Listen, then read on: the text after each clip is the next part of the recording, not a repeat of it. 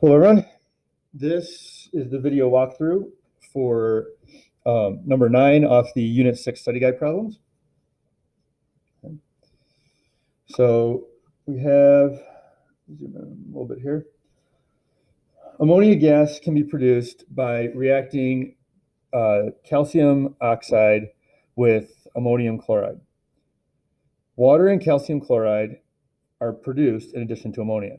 So that's just giving you, that's really just for the equation.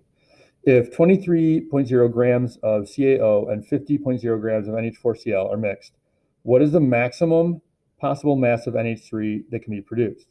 How much excess reactant is present at the end of the reaction? If 12.2 grams of NH3 are actually produced, what is the percent yield of NH3? All right, so a few things with this. First, what is the maximum possible mass of NH3 that can be produced? That's maximum possible mass just means like the amount that should be made. If everything works 100% perfectly. That's essentially, it's like a theoretical. Okay. Now this one, it's asking for a percent yield, right? So remember, anytime it's asking for a percent yield, one of the first things I recommend people do is identify the actual. So if you're looking at this, we've got 23 grams of CaO, 50 grams of NH4Cl. So CaO is on the left side. That's a reactant, not a product. NH4Cl on the left side, a reactant, not a product. 12.2 grams of NH3, and even says actually produced. NH3 on the right side, that's a product. So this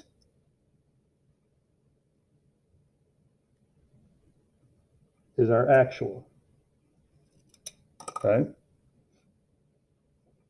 All right. So the reason we've identified this is because that lets us know that we are not going to use that number until the very end when we find the percent yield. So we can look at the other stuff and see what we need to do. So we've got amounts of 2 reactants, and it wants to know stuff from after the reaction is completed, excess reactant, maximum possible mass that can be produced. So that means, again, we have to run a BCA chart. So I'm going to do that just under here again. So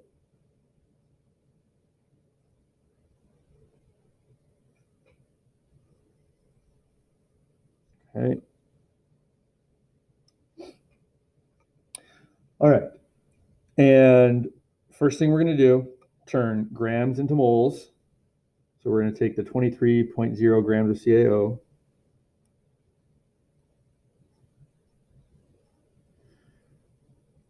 And we are going to convert that.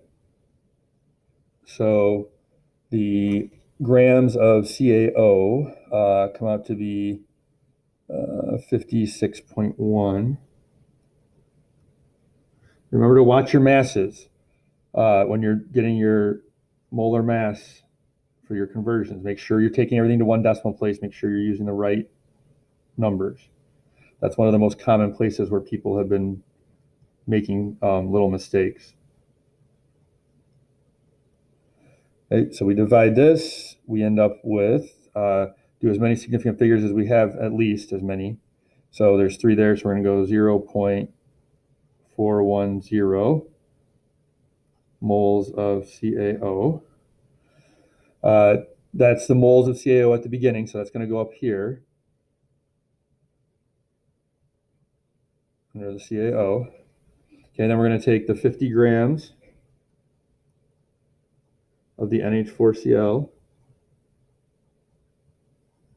and we're going to do the same thing, turn that into moles. So NH4Cl is 53.5.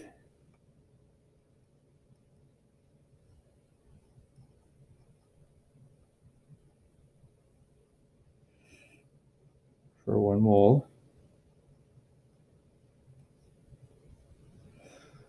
And the math of this comes out to be, so we still have 3 significant figures here, so we're going to do 3, so 0.935 moles of the NH4Cl. Okay, that's going to go up here. Okay. Now under our products for the before row, we've got zeros, right? And so at this point, now we need to find the limiting reactant.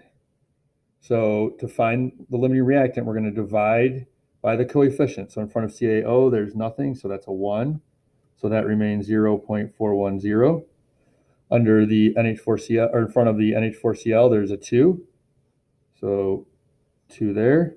So this comes out to be 0.468. Okay, so our limiting reactant, you compare them. Limiting reactant is a smaller one, this one. So that's the CaO. Oops, sorry.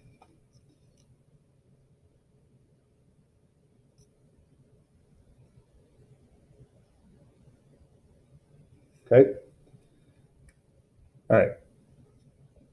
Next step, we need our change row. Change row is the smaller, is the number that told us what the limiting reactant is. That number times the coefficient for each substance. So 0.410 times 1, 0.410 times 2, 0.410 times 2 again, times 1, times 1. Okay, so we've got our change row. Now what we need to do is get our after row. You subtract things on the reactant side before minus change. We add things over here. So 0, this minus this gives us, what is that, 0.115. So we're subtracting these, we're adding these. These stay the same. Okay, so it looks like this. All right, good. So now at this point, remember everything in the BCA chart, all in moles. Okay, so let's look through and see what questions we have. What is the maximum possible mass of NH3 that can be produced? So NH3 is here. After the reaction is down here, remember this is in moles, so we want the grams of that, so we're going to take 0.820 moles of NH3, and we're going to convert moles of NH3 into grams.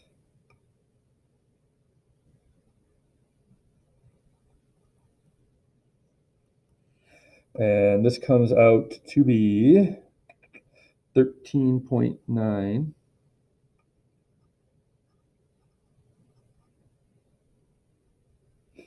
Okay. That's the maximum possible mass of the NH3. Okay. How much excess reactant is present at the end?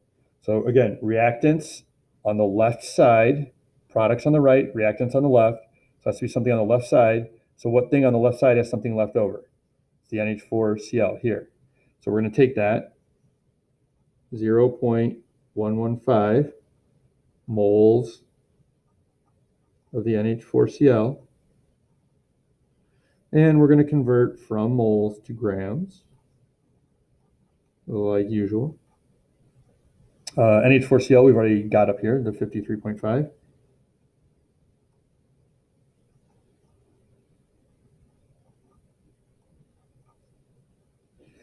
Okay, do the math, and this number comes out to be 6.15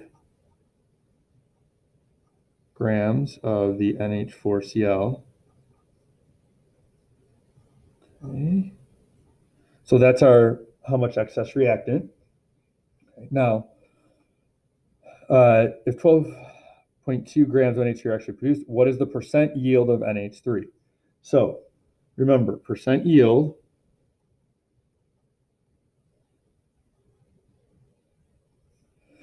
is the actual over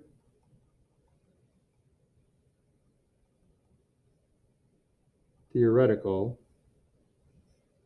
times 100, right? Now you don't have to obviously rewrite this, but I'm just writing it on the walkthrough here. So, okay. So our actual, we already identified, remember at the very beginning, 12.2 grams of the NH3.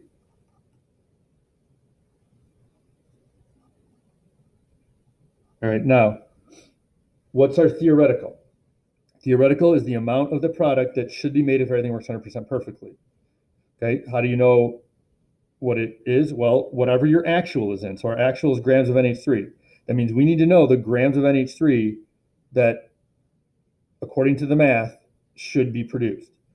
Now, luckily on this one, we've already done that.